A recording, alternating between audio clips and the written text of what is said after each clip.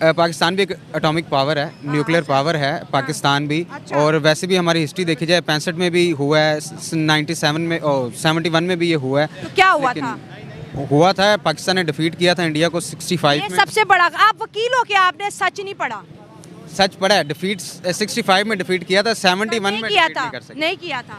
और पाकिस्तानी मीडिया के मैं बहुत से शो आपको भी यूट्यूब पे भेजूंगी जहाँ पे मीडिया की जर्नैलों ने आके खुद किताबों में भी लिखा है, और जो जो जंग में पाकिस्तानी जर्नैल शामिल हुए थे उन्होंने भी कहा कि भाई हमें बहुत बुरी शिकस्त का सामना करना पड़ा। 65 में नहीं, 65 में 71 में भी, 71 कारगिल में माना भी। जाता है। कारगिल के अंदर भी अगर आप इंडियन मीडिया की बात सुने तो वो कहते हुए नजर आते हैं जी हमने ये कर दिया था, वो कर दिया था। कारगिल के अंदर अभी हाल ही में डेथ हुई है उनकी, परवेज मुशर्रफ साहब की, तो वो तो इंडियन मीडिया के फेस टू फेस बैठ के कहते थे कि हमने आपको गर्दन से पकड़ लिया था। है कि दुबई में और इस मुल्क और दुबई में इंडियंस बैठे हुए हैं इन क्लरिकल जॉब्स, और हमारे लोग जो हैं मैनुअल लेबर पे। बंदरगाह की कमान ओमान के सुल्तान हैथम बिन तारिक की नई दिल्ली यात्रा के 2 महीने से भी कम समय के अंदर सौंप दी गई है। इन हालात में अगर ये सिचुएशन इसी तरह ये आगे चलती रही, किसी ने इसको रोकने की कोशिश नहीं की, तो फिर ये तो 71 वाली सूरत हाल नहीं हो जाएगी कि पाकिस्तानियों को बताया जा रहा था कि सब अच्छा की रिपोर्ट है, हम जीत रहे हैं, और फिर अचानक ये पता चला कि ढाका हमसे छिन गया। मैं कहता था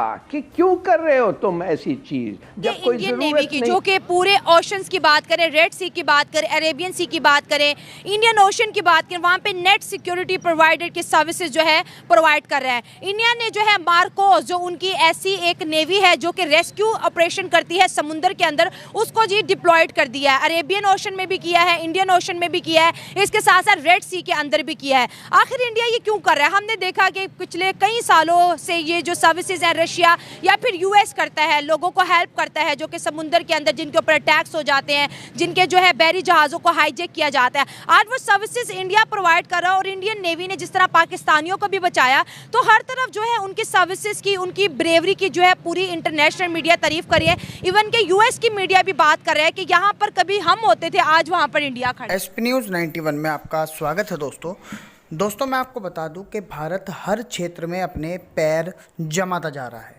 आप कोई सूर्ययान ले लीजिए या फिर आप चंद्रयान ले लीजिए, हर तरीके से हर मिशन जो है भारत सक्सेसफुल बनाता जा रहा है, और ये एक बहुत ही बड़ी खुशखबरी की बात है। मैं आपको बता दूं कि अब भारत समुद्र पर भी अपना कब्जा जमाते हुए चलता जा रहा है। समुद्र पर बड़ी जीत हासिल कर ली है जो कि भारत ने। और मैं आपको बता दूं कि मार्कोस कमांडो जो कि रेस्क्यू करते हैं समुद्र के अंदर, ओशन के अंदर, अभी पाकिस्तान के 27 लोग बचाए थे जो कि सिर्फ़ और सिर्फ भारत ने बचाए थे। और इस चीज़ से समझना चाहिए पाकिस्तान को, लेकिन पाकिस्तान के दिमाग में सिर्फ़ और सिर्फ जहालत भरी हुई है। अब तो अमेरिका भी कह रहा है कि कभी पहले जब समुद्र में हमारा राज हुआ करता था, आज वो स्थिति हमारी भारत लेता जा रहा है, और ये कहीं ना कहीं सच भी है।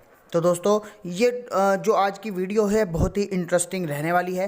पाकिस्तानी मीडिया अब इस बारे में क्या चर्चा कर रहा है, सब कुछ इस वीडियो में जानेंगे। वीडियो को अंत तक ज़रूर देखिएगा। और साथ ही मैं आपको बता दूं, यदि आप चैनल पर नए हैं तो प्लीज़ चैनल को सब्सक्राइब ज़रूर कर लीजिएगा। और अगर आप भारत से ये वीडियो देख रहे हैं तो कमेंट बॉक्स में हमारी सेना के लिए, हमारी फौजी भाइयों के लिए एक बार कमेंट बॉक्स में जय हिंद ज़रूर लिखिएगा। तो आइए दोस्तों वीडियो को स्टार्ट करते हैं। नो डाउट, देखिए पहली तो बात ये मैं कहना चाहूँगा कि ये चीज़ ऐसी है कि जिसमें ह्यूमैनिटेरियन बुनियादों पर जो है वो रेस्क्यू किया जाता है। इसमें आप देख लें कि कंट्री कोई भी हो, उसके रिलेशन जैसे भी हों, इसमें अगर थोड़ा सा पास्ट में चले जाएं तो पाकिस्तान ने भी 1-2 मौके ऐसे आए कि वहाँ पाकिस्तान नेवी ने भी रेस्क्यू के हवाले से अपनी जो है खिदमात सर अंजाम दी।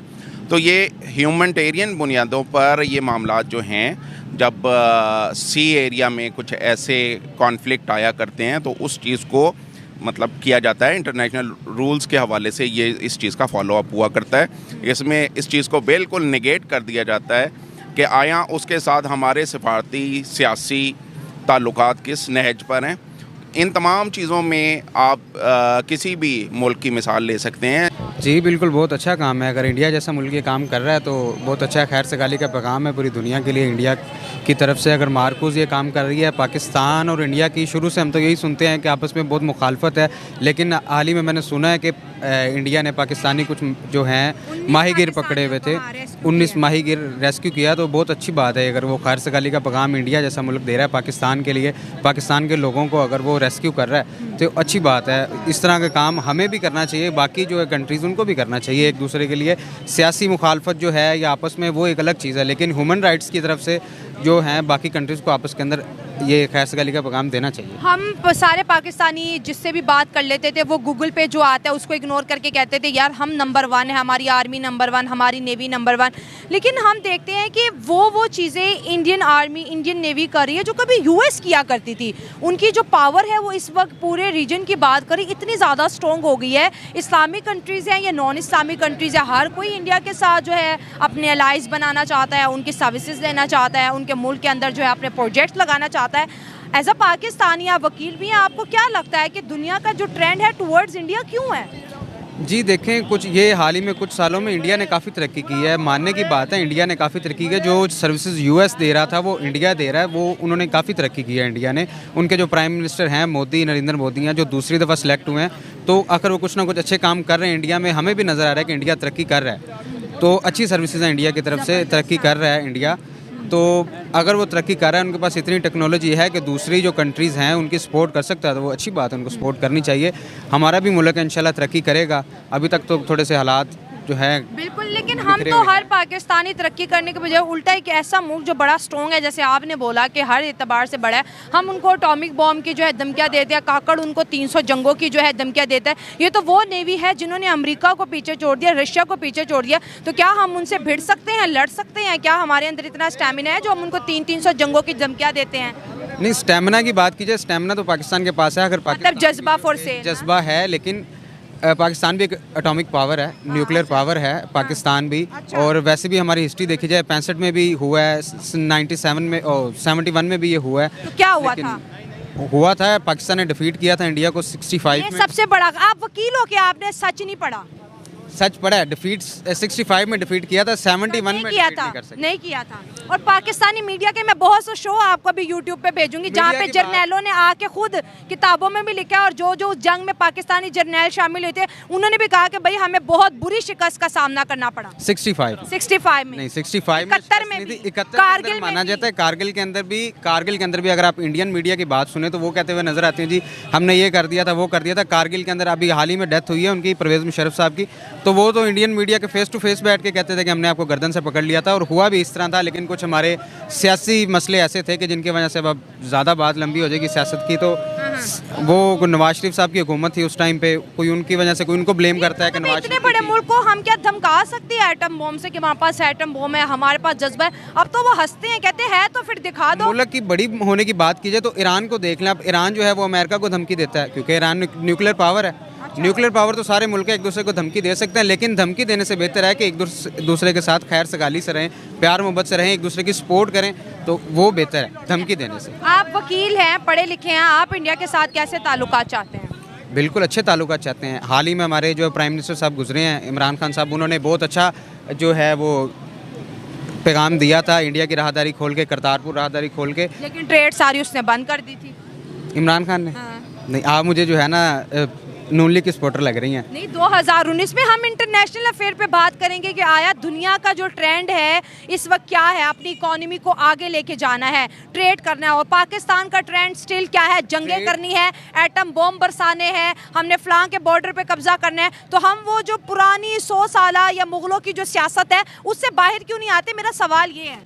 नहीं, जंग करना, लड़ाई करना वो किसी भी मुल्क के हक में बेहतर नहीं है। अगर पाकिस्तान जंग करेगा इंडिया से या इंडिया जंग करेगा पाकिस्तान से, तो दोनों मुल्कों को बराबर नुकसान होगा। दोनों हमारा ज़्यादा होगा भाई, हमारा मुल्क छोटा है। हमारा मुल्क छोटा है, उनके जो हैं आई थिंक 36 सूबे हैं, हमारे 28 सूबे हैं, हमारे 4 सूबे हैं। नुकसान हमारा होगा, उनका भी होगा, लेकिन जंग करने से बेहतर है कि आपस के अंदर एक दूसरे के साथ ताल्लुकात अच्छे किए जाएँ। एक दूसरे को जो है टेक्नोलॉजी, अगर इंडिया के पास टेक्नोलॉजी इस टाइम ज़्यादा है पाकिस्तान से, मैं मानता हूँ इंडिया के पास टेक्नोलॉजी ज़्यादा है, तो वो हमारे सियासतदानों को, हमें चाहिए कि हम उनके के साथ जो है अपने अफेयर्स करें और उनसे टेक्नोलॉजी लें। आपने एजुकेशन पे बात नहीं की, मुल्क को अगर आगे बढ़ाना है तो एजुकेशन भी तो जरूरी हमारे है। मुल्क के अंदर शुरू से 2 चीज़ों की तो कमी रही है, एक हेल्थ की और एक एजुकेशन की। सही बात है। ठीक है ना, हमारे मुल्क के अंदर हेल्थ अच्छी प्रोवाइड की गई है और ना एजुकेशन अच्छी प्रोवाइड की है। हमारी जो एलीट क्लास है हमेशा देखेंगे उनके बच्चे ही जो हैं एजुकेशन में आगे हैं, जो नॉर्मल मिडिल क्लास लोग हैं उनके बच्चे जितने मर्जी मेहनती हो एजुकेशन में आगे नहीं जा सकते, सही बात क्योंकि है, उनको सिस्टम सपोर्ट ऐसा नहीं है। बनाया एजुकेशन है। में सिस्टम ऐसा है, हमारा सपोर्ट नहीं है एजुकेशन के अंदर। हेल्थ की बात